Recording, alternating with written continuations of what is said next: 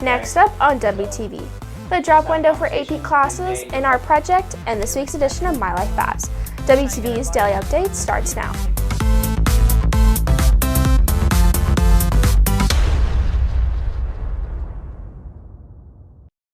Hey there, Red Hawk Nation. Today is Thursday, September 15th, and I'm Karina to today's Daily Update, brought to you by Wingspan TV. It's the fifth full week of school in the 2022-2023 school year, and for some students, it's time to think about making some schedule changes as the AP drop window opens Friday. WTV's Sadie Johnson has the details. With the first 9-week grading period approaching the 6-week mark, students have the opportunity to make schedule changes if it involves dropping an AP class or in advance.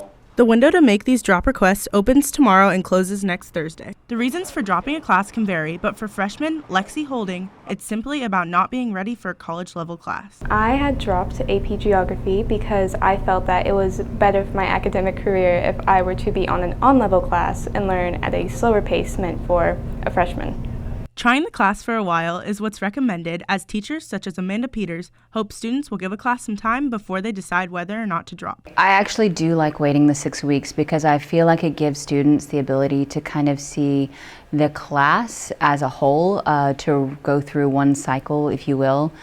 Most teachers usually get through 1, possibly 2 units in that time.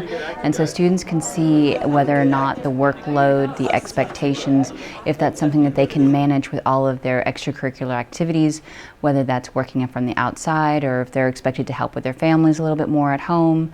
It gives them the opportunity to really understand what works best for them. Students' updated schedule will be in Hack on September 23rd and will have to report to their new classes on September 26th. The form is available for students online on the Counselor Connections website. Students must have their drop form submitted by Thursday, September 22nd at 4:30 p.m.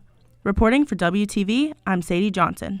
Students are allowed to spend their advisory time in the library any day of the week, but on Tuesdays and Thursdays, it's a silent study hall.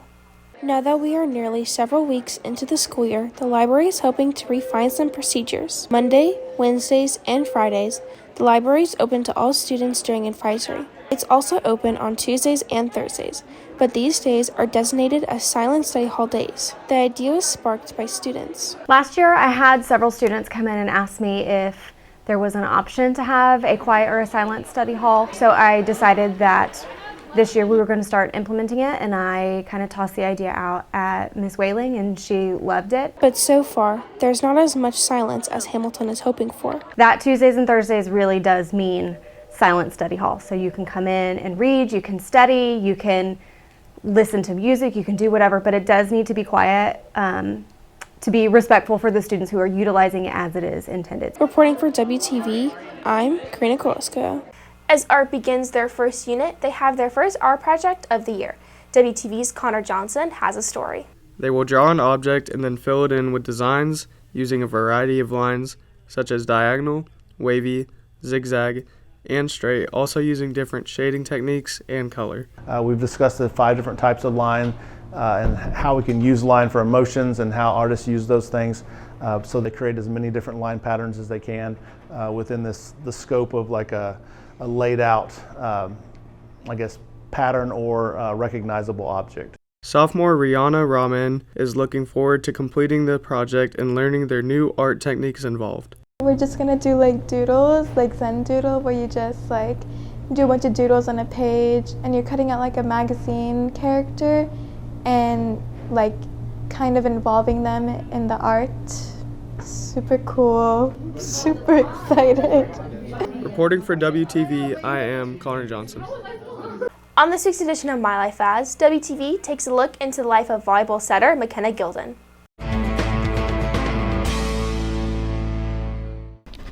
Alright, so we start off by setting up the nets in the main gym, which is where we play Tuesdays and Fridays. Then we'll head into Coach Dobbin's room, where we'll watch film on whoever we're playing that night, trying to see who their best players are, what their tendencies are, finding ways that we can score and be successful that night. Then we'll head back into the gym and do a dynamic warm-up, just trying to get our bodies warm, trying to get mentally prepared. Then we'll warm up our shoulders and our arms by a ball and a partner. Then because it's game day, we like to do some extra serve receive and serving reps, just trying to get focused and confident before the game tonight. Then, because it's also game day, we will do some short games, just trying to compete and, just like kind of hype ourselves up about it. Then we'll kind of slow it down by doing some more in-game situations like rotations, trying to get prepared for the night and practice any plays that we should work on. And